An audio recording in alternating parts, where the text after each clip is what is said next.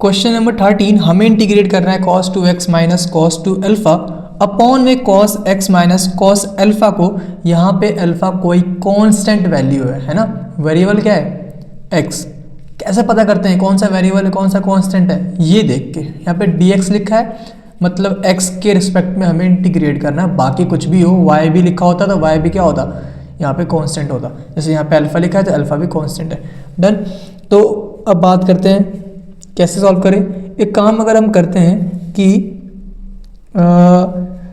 इसे चेंज कर लेते हैं। फॉर्मूला में याद होना चाहिए, मैं उम्मीद करता हूँ कि आपने याद कर लिया होगा, नहीं किया है तो याद कर लो, नोट कर लो भाई, बहुत बार दिखा चुका हूँ ये। cos 2 थीटा हमारा इक्वल होता है 2 cos स्क्वायर थीटा माइनस 1 के।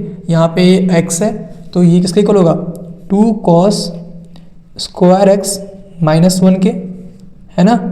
वैसे ही cos 2 अल्फा है, ये भी इससे हमें फॉर्मूले से पता चलता है कि ये इक्वल होगा, माइनस है यहाँ पे, माइनस लिख दिया मैंने, 2 cos स्क्वायर अल्फा माइनस 1, ठीक है। और डिवाइड में क्या आएगा हमारे पास, जो लिखा है वो लिख दो, cos x minus cos alpha dx, ठीक। तो ये देखो यहाँ पे आप 2 cos स्क्वायर x और 2 cos स्क्वायर अल्फा माइनस 1। अच्छा थोड़ा मैं इसको ओपन कर देता हूँ, नहीं तो फिर बोलोगे भैया ये कैसे कर दिया आपने, ये कहाँ से हो गया। माइनस 2 cos स्क्वायर अल्फा, ठीक है, माइनस 1 और ये क्या हो गया हमारे पास प्लस 1, ठीक। तो ये प्लस 1 हो गया, तो ये तो कट गया है ना, प्लस माइनस कट गया।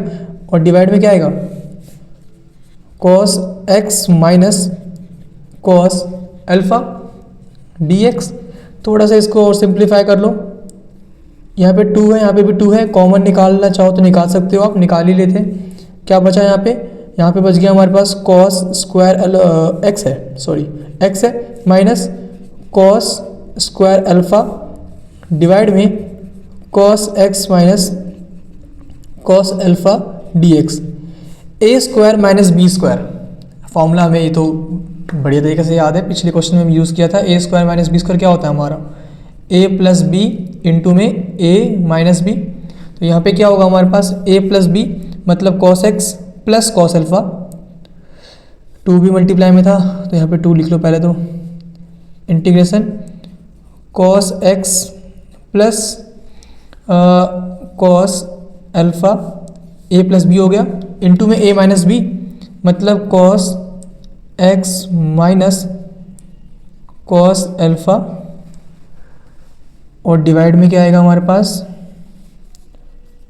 cos x minus cos alpha. तो ये तो कट गया, सेम है ना। तो क्या बच गया हमारे पास 2 इंटीग्रेशन ऑफ cos x क्या होता है बताओ, क्या होता है हमारे पास sin x होता है, तो यहाँ पे sin x आ गया, ठीक है। इंटीग्रेशन ऑफ cos अल्फा क्या होता है।